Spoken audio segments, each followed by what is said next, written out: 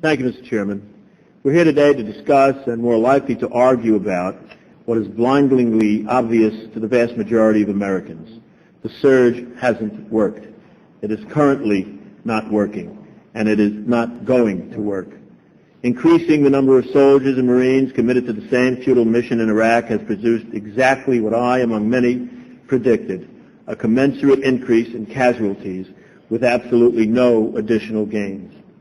The only difference I can see is that having gone in for escalation, the administration now appears to be borrowing yet another page from the Vietnam textbook, claiming that all the people we're now killing are from Al-Qaeda. Since they don't wear uniforms, carry dog tags, or get membership tattoos, I don't know how the administration can be so certain. But apparently, we've now discovered a new ability to distinguish Al-Qaeda from Iraqi insurgents from Iraqi civilians. I don't know how they're doing it, but I certainly hope they're not just lying about body counts. In January of this year, when the President announced his surge policy, our average number of casualties per week was between 14 and 15. In the 4 weeks between May 20th and June 16th, the average was between 15 and 16. In January, the government of Iraq was in shambles, incapable of spending its own resources, administering its own affairs, or achieving a national consensus for reconciliation. In June, things are exactly the same, except fewer of us are surprised. There is a simple reason for this. What ails Iraq cannot be fixed with more American military power. No matter how you try, you can't fix a wristwatch with a sledgehammer. Our military is the wrong tool for this job.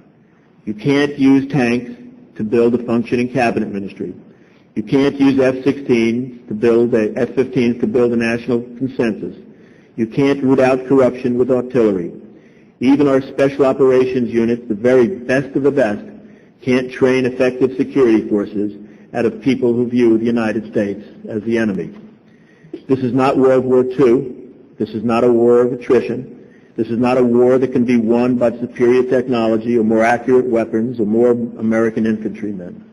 Our troops are giving everything they have, but their unwavering devotion, their dauntless courage, their peerless skill, and their matchless patriotism cannot heal Iraq's woes. They cannot make Iraq's political system work. They cannot heal the centuries-old rift between Shia and Sunni. They cannot undo the bitterness created by Saddam's tyranny. They are brave beyond belief, but they are being committed to support a strategy that cannot succeed. No matter how much the threat gets hyped, no matter how many insurgents we kill, no matter how much money we spend, no matter how many soldiers we send, we will not be able to unburn down this house. Ultimately, Iraq's future is going to be decided by Iraqis, and most likely by the same Iraqis who've been shooting at us since 2003. As the President said in January, and I quote him, "America's commitment is not open-ended. If the Iraqi government does not follow through on its promises, it will lose the support of the American people, and it will lose the support of the Iraqi people." So said the President. Been there, done that. It's time to go.